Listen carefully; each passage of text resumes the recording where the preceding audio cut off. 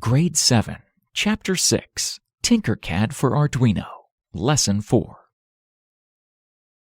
In this fourth lesson, you are going to explore how to add a variable to vary the blinking speed of an LED. I will start by building my circuit as shown on page 84. The LED is connected to digital pin 7. In order to vary the speed of blinking, I'll be obliged to add a variable to be used in the wait block. From the category variable, I create a new variable named blink.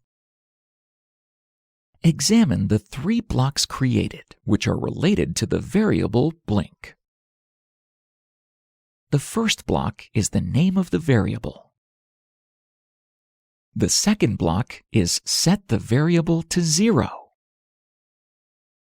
This is used to initialize the value of the variable. And the third block is change the variable by 0. This block is used to change the value of the variable. On page 85, you can see clearly that in the onStart block, you insert the block set blink to 0 in order to initialize the variable blink.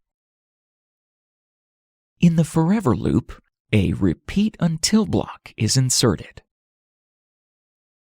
and a condition is set to blink is greater or equal to 1000. The repeat block will loop until the value of the variable blink is greater than 1000. The different blocks inside the repeat block are to make the LED blink. Notice here that the wait block is set to a duration equal to the value of the variable blink. The last block in the repeat block is change blink by 100. For each round of the repeat block, the value of the variable blink will be increased by 100. Once the value of the blink variable is greater than 1000, it will be set again to 0.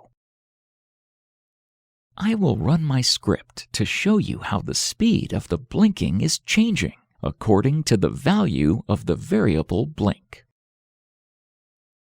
At the end of this lesson, I will show you a real Arduino project in action, similar to the one you did in Tinkercad. Thank you for watching this tutorial, and do not forget to follow us on our social media platforms to stay updated.